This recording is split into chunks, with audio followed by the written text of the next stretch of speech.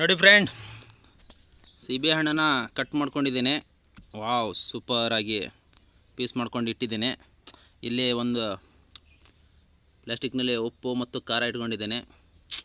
ಇವಾಗ ಈ ಸೀಬೆ ಹಣ್ಣನ್ನು ಹೀಗೆ ಟ್ವಿಸ್ಟ್ ಮಾಡಿ, ವಾವ್, ಟ್ವಿಸ್ಟ್ ಮಾಡಿ ನೋಡಿ ಫ್ರೆಂಡ್ಸ್, ಹೀಗೆ ಹೀಗೆ ಹತ್ತಾ ಇಲ್ಲ ಅಲ್ವಾ ಅದು. ಹೀಗೆ ನೋಡಿ ಫ್ರೆಂಡ್ಸ್, ಯಾರೆಲ್ಲ ಹೀಗೆ ತಿಂದಿದ್ದೀರಾ ನೆನಪಿದೆಯಾ ನಿಮಗೆ?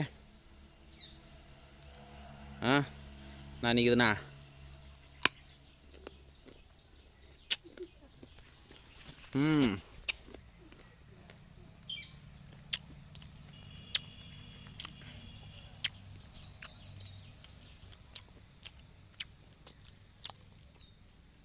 ತುಂಬ ಚೆನ್ನಾಗಿದೆ ಫ್ರೆಂಡ್ಸ್.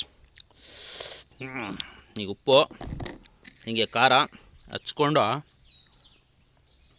ತಿಂತಾ ಇದ್ದರೆ ಏನು ಹೇಳ್ತೀರಾ?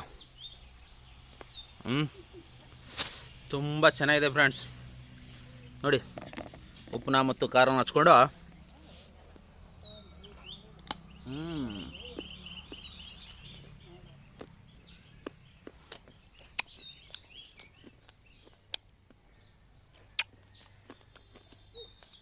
ಹೇಗೆ ಅನಿಸ್ತಾ ಅಂತ ಕಮೆಂಟ್ ಮಾಡಿ ತಿಳಿಸಿ.